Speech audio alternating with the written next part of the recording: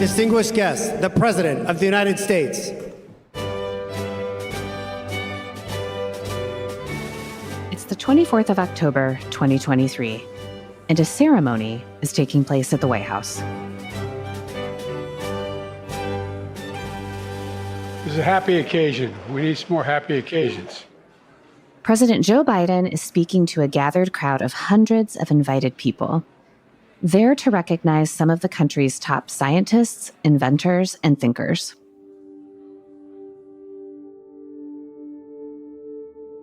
The National Medal of Technology and Innovation for outstanding contributions to the promotion of technology for the improvement of the economic, environmental, and social well-being of the United States. With this year's recipients, outstanding may be an understatement. They're extraordinary. There are 10 individuals receiving the Technology and Innovation Medal, the culmination of their long careers of success and determination.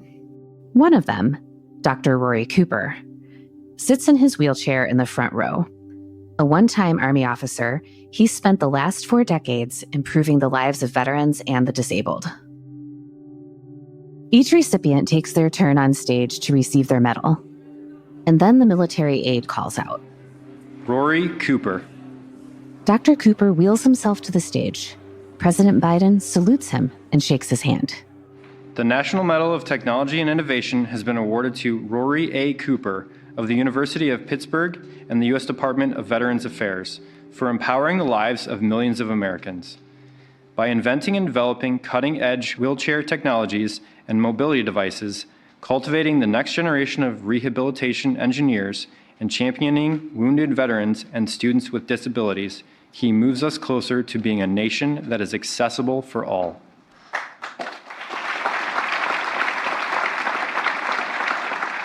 The crowd applauds as President Biden places the distinguished medal around Dr. Cooper's neck. It's a powerful moment for him, his family, and everyone gathered. When asked about the ceremony months later, Dr. Cooper mentions an off-the-cuff remark the president made that day.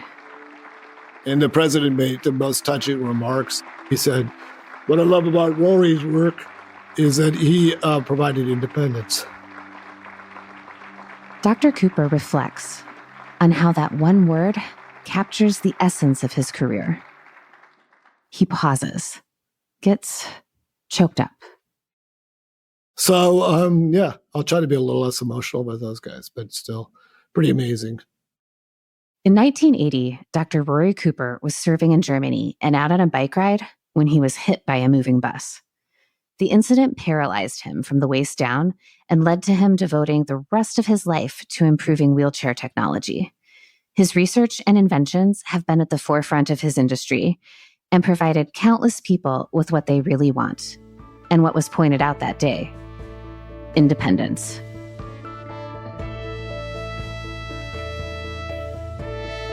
In today's episode, our hosts sit down with Dr. Cooper to discuss his lifetime on the cutting edge of technology, how the Army influenced his career and outlook, and what it feels like to have your face on a Cheerios box.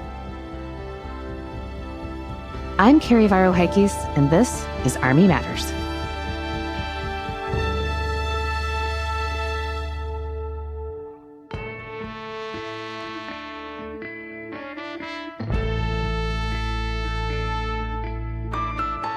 Hello, everyone, and welcome to Army Matters. I am your co-host, Sergeant of the Army, Dan Dailey, and I'm here with my good friend. Say hi, good friend. Hey, Dan. Lieutenant General retired Leslie Smith. Hey, let me ask you something. Yes. If you could win a medal in something, what would it be? Now, you got lots of medals already. I've seen your uniform. Some of our listeners probably but, have. all those came from Walmart. We buy them online and everything else. If I could but win not a military. Medal, not military. If I could win a medal in something, what would it be? I think I would want to win a medal as a fishing champion. The Bass Pro Shop, the Bass Masters. I would love to be the Bass Master of the Year, the Angler of the Year. I would have never thought that. Why? You just totally blew me away. Huh? Why? I didn't know you were a fisherman guy. I love fishing. Huh? Yeah? Yeah, the more you find out, remember I told you where I live, what was the requirement? In between fishing and playing golf. Yeah. So you want to win the Bassmaster Classic? Of course, I would have to fish a whole lot more and get sponsors and all that other good stuff. Yeah. But as a kid, I did win a medal fishing. How about you? What would you like to win a medal in? Me? Yeah. I want an Olympic gold medal. And That's what? I want. Curling. Okay, that's a good one. That's a very good one. You know why? Yes. You want to know why? Because I think that you could literally drink a beer and win a gold medal in that sport. I agree. It may calm you down. Yeah, it's not that. I don't have to keep up my physical physique to be a curler. Right. Now, our curler listeners will probably not appreciate they're not that, happy with us. They're not happy with that. No. Okay, let's just say for some crazy reason, you actually do become the Bassmaster champion of the world, right? Would you want your picture on a cereal box or on a trading card? I would love to be on the cover of the Wheaties, the Wheaties thing. Like the Wheaties box? Yeah, Wheaties box. Yeah, that would be cool. That could be on the front cover of the Wheaties. With your fishing pole and your with about two big bass hanging like this, like, yeah, baby. I could see it. Yeah. I'm going to go for the trading card. Okay. You know what I'm saying?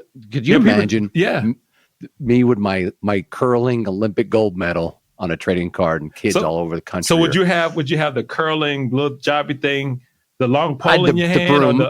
I'm not the thrower. I'm the broomer guy. Oh, you're the sweeper. Yeah, they call them the sweepers. Yeah, I don't know what the term is. But they're called sweepers. I did some research on it before. So the reason why we're talking about this today is because we have an incredible guest and a good personal friend of mine for several years, Dr. Rory Cooper. He's been an inspiration to me ever since the very first day I met him. Les, have you ever met Dr. Cooper? Yes, I have. Good guy. Seems like every place I go, he's there. I don't think knows there's everybody. Anybody that doesn't know Dr. Cooper. Exactly. I mean, I've seen him with the president. I've seen him with the SMAs. I've seen him everywhere. So let's listen to the interview. And I'm the big winner in this one because I get to co-host with LaSharon today. Hey, everybody. We got to step up. That's right, sir. Glad to be here. Well, LaSharon, we've got a really interesting guest, don't we? Hey, let's not wait. Let's get into it, sir. Absolutely. Well, ladies and gentlemen, I'd like to introduce our guest today. Dr. Cooper, welcome to the show. Well, thank you, Dan. It's a pleasure to be here. We are so excited to have you on the show. But, I'd like to start off by something recently just happened in your life. And this is a really big deal. You received the National Medal of Technology and Innovation, and you were inducted into the National Inventors Hall of Fame. Can you tell our listeners, what is that all about? The National Medal of Technology and Innovation is basically the American equivalent of a Nobel Prize. Actually, a little less common than Nobel Prizes, oddly enough. And then the National Inventors Hall of Fame, just to put that in context, the first member of the National Inventors Hall of Fame was Thomas Edison. Some of the other members of the National Inventors Hall of Fame, of course, include like Nikola Tesla, George Washington Carver, Steve Wozniak, some amazing people. Really cool. All the way from the inventor of the Post-it note and the Super Soaker to the inventors of CRISPR, the gene editing tool, and the COVID-19 vaccine. Actually, in my class alone was the inventing of the software, the electronic voting machines that many of us use in elections, as well as the inventor of the 3D printing. Oh, wow. Well, I was going to make a joke. Man, you can't just invent the Post-it note and get in there. But I guess the guy that invented the Post-it note is in there, isn't he? He is. Wow. So, Dr. Cooper, could you tell our audience a little bit about why you were recommended for the National Medal of Technology and the National Hall of Fame? Oh, that's a good question. I'm not sure I can exactly answer why. But what I was recognized for was creating technology that, as the president said, provided freedom for people with disabilities, with a focus on our wounded warrior and veteran community, and by extension, all Americans with disabilities, and people globally. Almost all the manual and power wheelchairs in the world use technologies has been based on our research, development, invention activities, and so that's pretty exciting. But now, for the Inventors Hall of Fame, that has to be related to a patented technology that's come to market. And so in my case, they identified two significant patents that qualified me for that honor. And one of them was the variable compliance joystick with compensation algorithms, which is basically what allows a lot of people to drive a power wheelchair independently. And the other one was the ergonomic push rims, which allows people to push their wheelchairs. But the interesting thing is what they found in common with both of us was freedom. With power wheelchairs was freedom of mobility, and with manual wheelchairs was freedom from pain. Yeah, those are well-deserved, by the way. Dr. Cooper, I got to ask you, they do a lot of research on folks before they give them these types of honors because they're pretty significant, as you heard. What was it like to go through the background investigation process, and can you share that for us, Dr. Cooper? You're probably pretty familiar with that, but become the SMA, I imagine they go through a pretty thorough background check as well. And so it's a multi-year process, right, where you get peer reviewed, you have multiple legal reviews, then eventually the FBI gets involved and does sort of a brief background check. And then if you're actually going to get the award, a more in-depth background check. And so, they know pretty much everything there is to know about me at this point. Can make sure you didn't bump off any 7-Elevens or something, right? So my life is actually, fortunately for me, my life's pretty simple. I would challenge that. Your life is nowhere near simple. Man, it certainly helps. Been married to the same woman for over 40 years, lived in the same house for 30 years, and had the same job for about 30 years. When you do those background checks, you're not trying to remember, where did I live, 7 years ago types of thing. And my finances are pretty simple. I don't have any. So, yeah. Well, I can relate as a career soldier. I can relate, Dr. Cooper. Well, Sharon, over to you.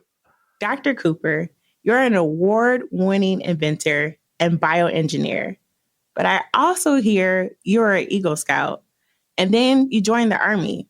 What drew you to service? So, I signed up for a number of reasons. I lived in a small town, and we didn't have a lot of resources, and so it was an opportunity to go to college, and it was also an opportunity to get out of a small town and see some of the rest of the world while I was still, young, and there wasn't really any other opportunity for me at that time. And then, and I was an Eagle Scout and a Boy Scout and active in my community, and I was an athlete in high school, middle school, and high school, and my father served in the Army, and my uncle, some of my great uncles. So I signed up. I was able to get the Vietnam era GI Bill. It was a pretty good deal at the time, and it eventually allowed me to get to college. And I did get to go overseas. I spent most of my time in the Army in Germany, and you got to meet different people from all over the United States as well. Those are all great reasons. Now, in 1980, after serving a few years, you were involved in a biking accident that changed your path. Can you share with us what happened that day? Yeah, sure. So I was an active runner. I was lucky I got to run in the U.S. Army track and cross-country championships. But I had some knee problems, so I was doing a little bit of running and a little bit of cycling to protect my knees and stay shape. And so my girlfriend at the time, now my wife, we would ride to her work together, and then I would do a bike ride. There was a bus kind of in one of these sort of cutouts on the side of the road where the buses would pull over and drop passengers off. And I was passing that bus. The driver didn't see me. He didn't clear the left and didn't see me there and pull out into traffic. And he basically pushed me into the oncoming lane. And unfortunately, there was one of these Mercedes semi trucks that was coming in the opposite direction, and it basically it hit me head on, and I bounced off the ground, and I was laying there on the ground, and I was still conscious, and I tried to get up, and I realized I couldn't walk, and then I lay there for a few minutes, and an ambulance arrived, and they then took me to hospital. That hospital, they didn't have the resources to take care of me, and they actually thought I'd passed away. But when they checked to have the physician come to, make the final check, I gained consciousness, and they kind of went into full panic mode. And called in a medevac helicopter and had me taken to a level 1 trauma center a few miles away. They actually wound up publishing my obituary in the local newspaper.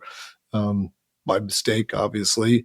I had multiple broken ribs and clavicle, and I did wind up with a spinal cord injury and permanent paralysis, and lots and lots of little holes in my chest and abdomen, because that's how we did most of the surgery.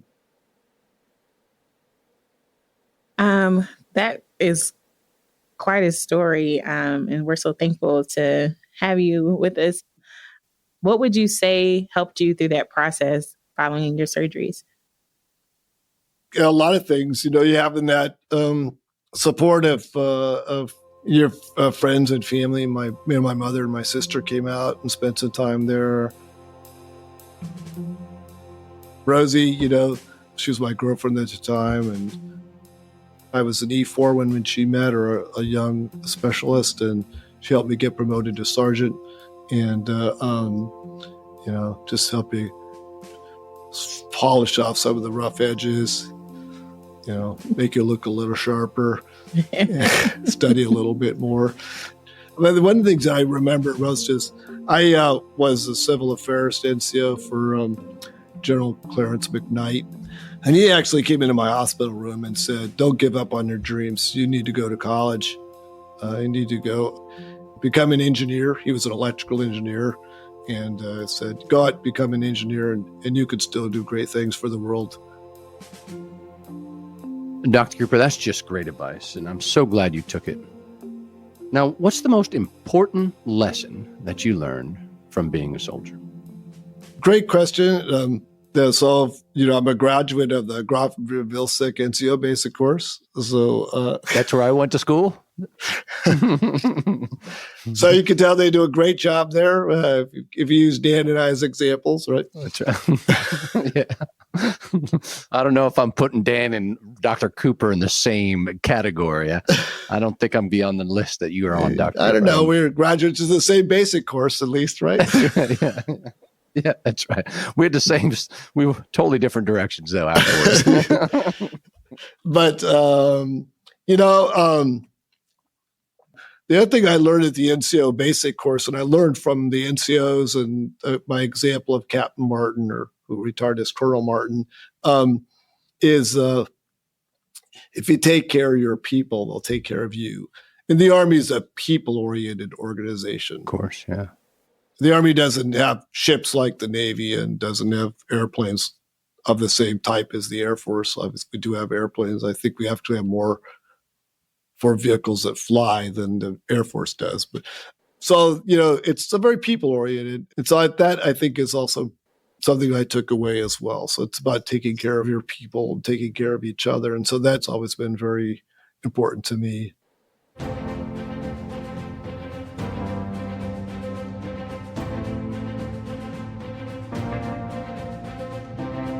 Have you purchased your AUSA swag yet? Be proud to show your support for AUSA, which in turn shows your support for the U.S. Army and our soldiers. Check out all AUSA swag at shop.ausa.org.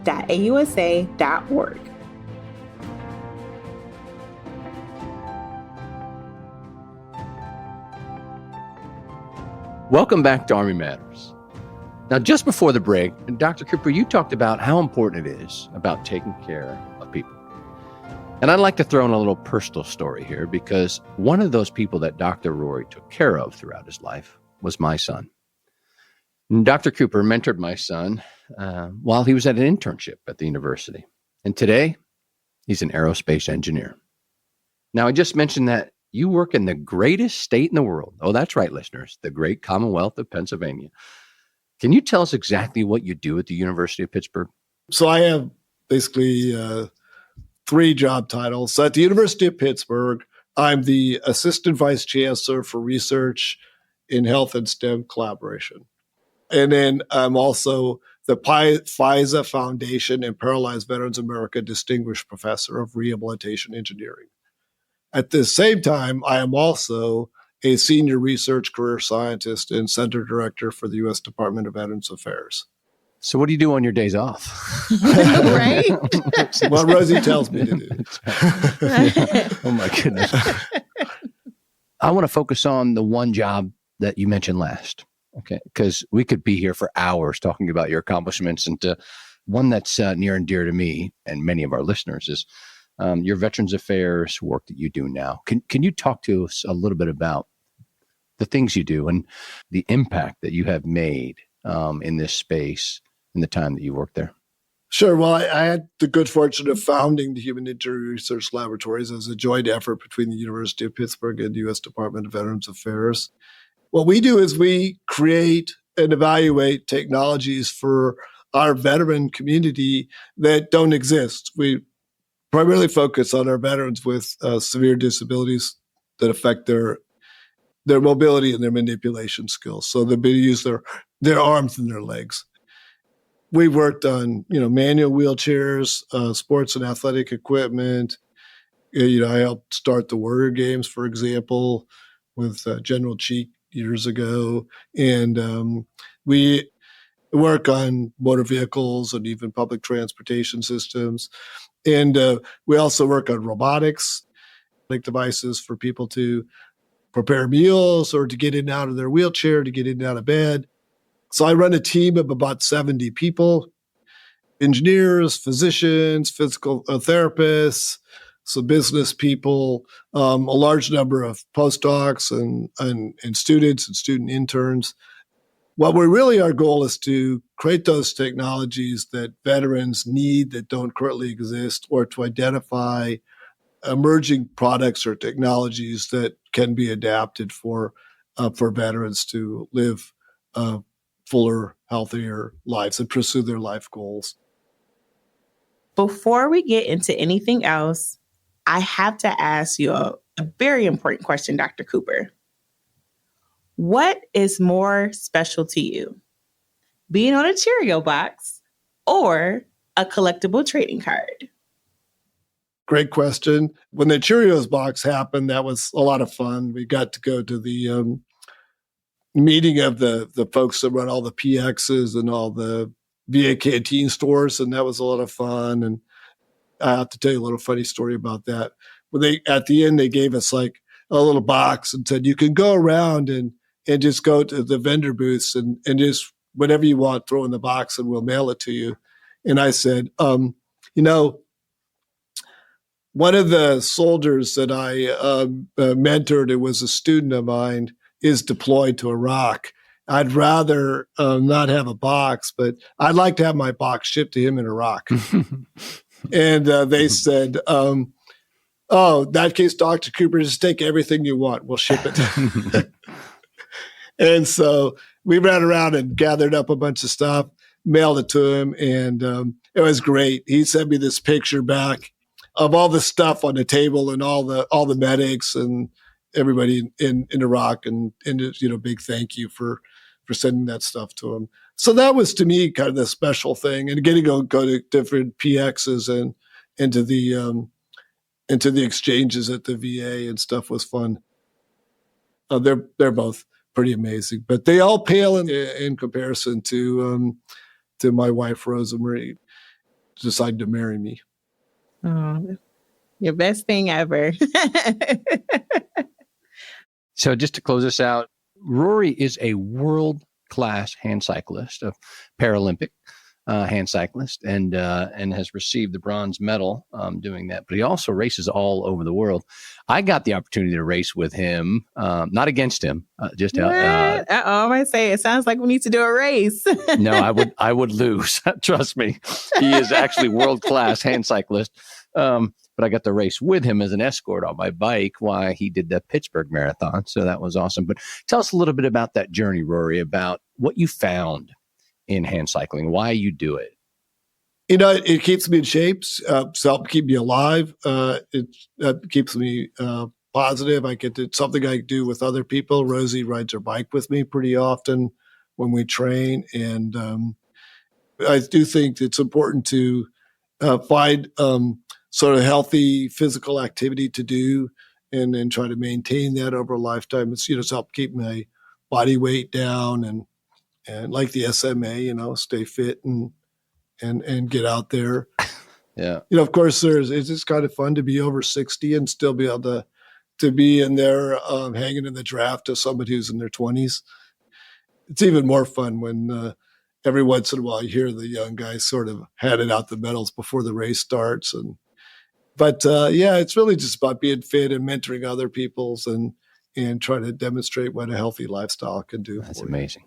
You know, if I think in all the people we've had on this show, many of which had challenges in life, but being able to overcome challenges and then use that to excel your path to a career that is so diverse and so broad and so accomplished, it's absolutely amazing. We have touched about 1/100th of Dr. Cooper's story. Trust me, because I know him personally.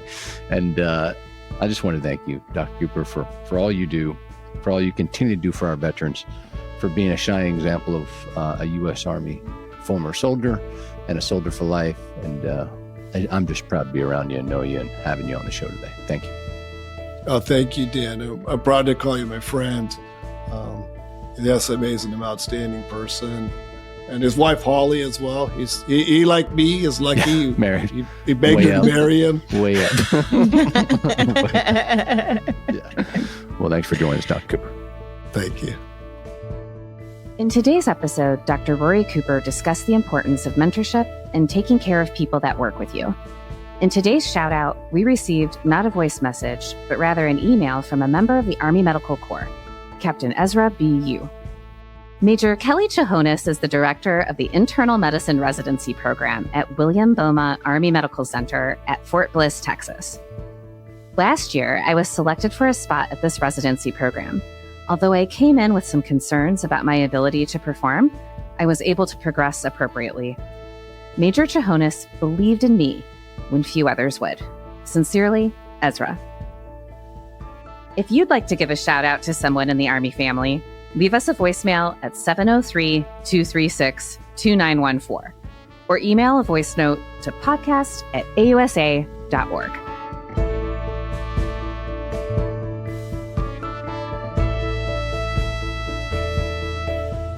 To all our listeners, thanks for joining us. Army Matters is brought to you by the Association of the United States Army, the U.S. Army's professional association, member-supported, Army-connected. Visit us at ausa.org for more information or to become a member. Your membership helps AUSA continue to carry out its mission, educate, inform, and connect with the total Army, our industry partners, and supporters of a strong national defense. Today's episode was hosted by Lieutenant General Retired Les Smith and SMA Retired Dan Dailey, and anchor hosted by Carrie Barrow-Heckes. Anthony Del Call is the producer and writer, and Andy Bosnack is the supervising sound editor. Ellen Toner is the content editor. Unzinga Curry is the executive producer, and the senior producers are Carrie Barrow-Heckes and LaSharon Duncan.